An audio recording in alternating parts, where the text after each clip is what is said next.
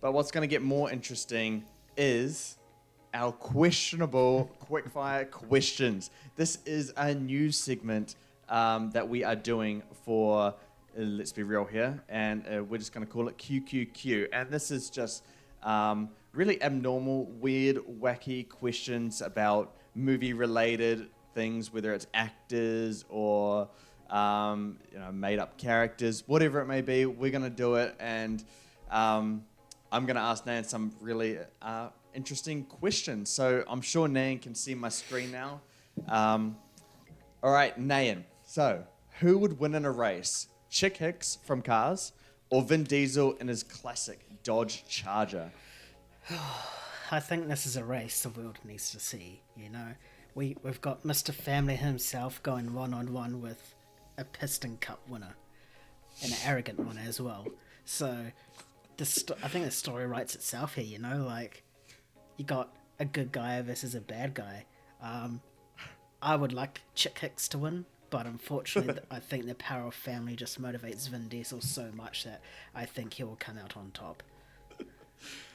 Yeah, I mean, you can't beat family. It's the man that has defied death 1,000 times in the most ridiculous silliest ways. Yeah, I mean, like, Chick Hicks could do anything, man. He could light him on fire. He could blow him up. Vin Diesel would just jump to the other side and win the race. He just knows how to come out on top every single time. I agree with that one. But I think the point that I agree with most is that the world needs to see this race. And to you guys watching, I'm going to have these images that I've made for Nayan on the podcast, so you'll be able to enjoy it with us as well. All right, we'll move on to our next one now. I love the answer. Okay, so hopefully Nayan has seen these movies and their rich history. So we got who would win in a fight? Junie and Carmen, you know, the two characters from Spy Kids, or Shark Boy and Lava Girl from the film of the same name? This is easy. You can have all the gadgets in the world, but you're coming up against a boy that is a shark and a girl that is lava. They are going to destroy these kids, man. They're basically superheroes right here, and they're going like having like a tag team match against bloody humans with like little cheap spy gadgets. Like, nah, that's an easy one. Shark Boy and Lava Girl's got this easily. I mean, Lava Girl could probably fucking take on all of them. What you need to do is just go and set everyone on doubling fire. Down on it. I love the confidence between Lava Girl and Shark Boy. Have you actually seen all these movies? Yep, a very long time ago. Just my advice, don't ever watch Shark Boy and Lava Girl. Horrendously bad. I have to disagree. I gotta go Junie and Carmen, man. They took on an island full of all these random mixed animals. I mean, I don't think Shark Boy and Lava Girl could do that just because they're silly. And Shark Boy? What? Stupid. Like, it just doesn't make sense. All right, we're going to move on now. And I think this one's a competitive one. And Nayan can actually provide a little bit more context this one. He is a big UFC fan. So this one is King of the Octagon. And that's whoever's going to win in a series of rounds. So we got Conor McGregor versus Henry Cavill and Jason Momoa together in the Octagon. So it's Who comes out on top? So Who's the king? It's a 2-on-1. It's a 2-on-1. All right. But it's McGregor. In order to answer this question, I need to ask a question. What Conor McGregor are we getting? Are we getting current Conor, or are we getting Conor Prime? 5 Prime? Prime Conor McGregor. Oh, that changes everything. But it's Henry Cavill and Jason Momoa at their like peak movie fitness for like Justice League, for example. Conor McGregor definitely has all the technical knowledge. He's in his prime. If we're going in his prime, he'll be undefeated. He's 2-time double champ. Just about to go one-on-one with Floyd Mayweather. You know, I can tell you now, the promos for this, the shit talk that's going to go between all three of them is going to be outstanding. But I just think the numbers game is where he'll struggle. I don't think he can take on two 6 foot plus 300-pound men on his own. If it was a one-on-one with either of them, I will back Conor McGregor. But the fact that it's 2-on-1 at the same time, Conor will definitely put up a good fight. He ain't going to get like absolutely smashed unless you get behind him and choke him out, because that seems to be his weakness, or just kick him in the ankle.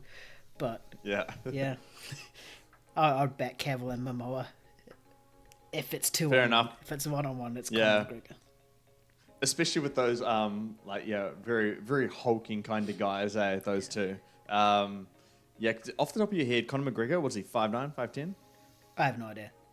I'm not sure. And he's not 6 foot. He's not like a tall guy, from my memory at least. But, oh yeah, I mean, I agree with you purely. But, I mean, if McGregor gets them, like, who did he knocked out some guy in, like, the first 15 seconds. Yeah. Jose Aldo. Yeah, him. So if he gets one of them quickly, and then it's a 1-on-1, I don't know if he can do it. But the difference is that was, I think it was featherweight. Was featherweight. These guys are heavyweights. Nah, if he just jumps up and like hits him in the same spot, I'm sure he could do it. Yeah. But like I said, guys, Nayan can provide a lot more context with this. He knew exactly where Conor McGregor was in his prime, so you got to trust Nayan and his opinion with this one, not mine per se. All right, we got even a better one now. I don't know if Nayan can provide much context to this one, but who comes out alive, Nayan? Count Dooku with no arms, or the younglings from the Jedi Temple? How many younglings are we talking about here? Just the ones that Anakin slaughtered in that room. Master Skywalker. There's too many of them. Those ones there. Okay, so let's say there was about, 10, 15? I think it's about 10. Of them? Yeah.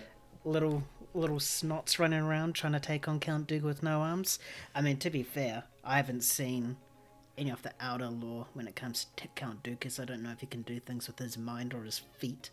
But I feel arms is very key to a Sith, not only to wield the Force and a lightsaber, but also to produce lightning. So unless Dooku can, put lightning out of his ass or something, I'm going to have to go with the younglings, Just all these 10, 15 little hyper kids just jumping on him. Count Dooku can't do anything except for wail his legs and try to roll over him. These little snots has like lightsabers going bang, bang, bang. So if you said Count Dooku with half an arm, maybe Count Dooku, but with no arms. Maybe Count Dooku. No arms. You got to give it to the younglings. Yeah, it's just what can he do? He'll just be like this, like running away. Well, I think they can, at least from my knowledge about Jedi and the Sith and stuff, they can channel the Force, but not as easily without limbs. I believe that Anakin wasn't as strong with the Force in his arm that got chopped off. So he could have some use of the Force, just not much. But I might have to bet Count Dooku. That guy is a legend, and the younglings. We got to think about the mind game, man. You have to think about the psychology of these kind of scenarios, right? Take it seriously. Come on. So the younglings, man, they're in fear. They're scared. It's night. They're alone. The parents aren't there. Count Dooku walks in. Some guy with no arms, man. If you were 7, 8, 9, some dude came in, angry, had no arms, you'd be terrified. And so he can use that fear to the advantage and just chuck chairs at them, do all that kind of stuff. I think he has a good chance here. But if there's one youngling who can inspire and provide hope for the other younglings and rally them up to take him on, then yeah, if they got hope and they're not fearful, the younglings are going to take that one out. All right, let's go to another one, and we're gonna make it Star Wars related again, because I think this one's the Battle of the Titans. Kevin McCallister from Home Alone, he is now a youngling in the Jedi Temple during Order 66, where Anakin comes in and slaughters them. But with Kevin McCallister there as a youngling, does Anakin come out alive? Yes, but just. I mean, Kevin McCallister, he's basically like a Jedi, right? But just a young one, or is he just rocks up as he is now in the Jedi Temple? No, he's a youngling, man. Okay. Yeah, same answer. Anakin will come out, but just. Kevin will throw everything at him. Literally, bricks included. Bricks? Everything. He will get as creative, add in the elements of like lightsabers and stuff. Instead of like a swinging paint cans, you're going to have swinging lightsabers. Anakin, this is the fight. His biggest fight. he will ever have to face. And you mentioned before, if there was one youngling that can inspire all these other younglings, it's old Mr. Kevin McCallister over here, you know. He'll inspire those younglings to take on Anakin, and Anakin will beat them. He will still get his job and kill all these little younglings, but God, it's going to cost him a lot. He's in for a run for his money with Kevin McCallister as a captain here. Oh, I'm dying. Yeah, no, I think you hit it on the head with this one. I'm going to go a little bit deeper, and I'm going to say both of them die. Kevin McCallister, man, he's going to set up, ungodly traps. He's got new technology at his disposal. We saw him with, the foundational stuff in life, bricks. Now imagine him with technology that has real power to kill people. I mean, if he had a laser gun on top of that hotel building in Home Alone 2, he would have shot them, killed them straight up. Like, I have no doubt about that. This guy is a menace, and he is going to, if he knows what Anakin's all about, he's going to go all at him, and he's going to set up traps. But I do believe that Anakin, he's on a very angry path, a very dark path. I think he is just going to go straight towards Kevin McCallister's throat and kill him as soon as possible. But he'll think that he defeated the mighty Kevin McCallister. But in fact, Kevin McCallister's smarter than that, man. He sets up traps outside, and Anakin dies. I think they both kill each other, and then they have the rematch in heaven. Actually, no, they're probably both not going to heaven at this point. But yeah, I think no one comes out on top. You got two people at the peak of their powers, and they're just as strong as each other and powerful as each other as well. So yeah, you got to give it equal for this one here. All right, now I got a bit of a challenge for Nayan. So we got Nayan's favorite animated characters. We got the Penguins of Madagascar. So if the Penguins of Madagascar, they had 1 year, 365 days, and the entirety of the US military budget, do you think they could achieve world peace?